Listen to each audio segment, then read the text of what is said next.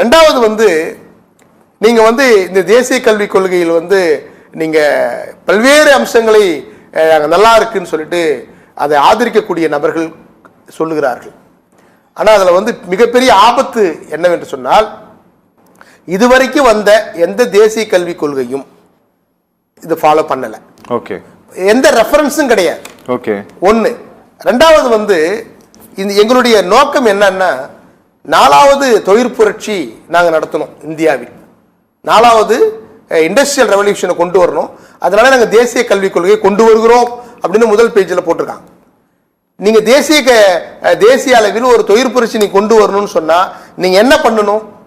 நீங்க இன்ஜினியரிங் காலேஜுக்கு முன்னுரிமை கொடுக்கணும், நீங்க வந்து ஆர்ட்ஸ் அண்ட் சயின்ஸ் காலேஜுக்கு முன்னுரிமை கொடுக்கணும், கல்வித்துறையில் வந்து நீங்க புரட்சி ஏற்படுத்துங்க, நல்லது. ஆனா நீங்க ஏற்படுத்தியிருக்கக்கூடிய புரட்சி என்ன? ஆயக்கலைகள் 64 கற்றுக் கொடுக்க வேண்டும், அதை பல்கலைக்கழகங்களிலே பாடமாக வைக்க வேண்டும் என்று கூறுறீங்க. ஆயக்கலைகள் 64 படிச்சா எப்படி தொழிற்புரட்சி வரும்?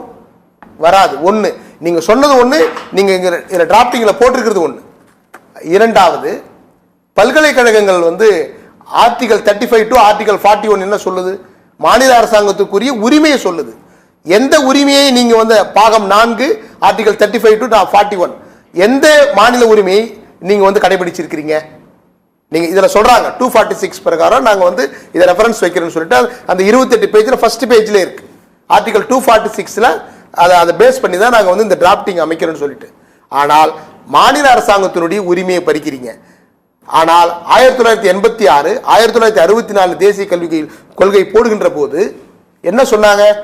ரீஜனல் மக்கள், மண்டல வாரியாக மக்கள் என்ன விதமான பண்பாட்டை அவர்கள் கடைபிடிக்கிறார்களோ அதை தான் நீங்க வந்து தேசிய கல்விக் கொள்கையில கடைபிடிக்கணும்னு சொன்னீங்க.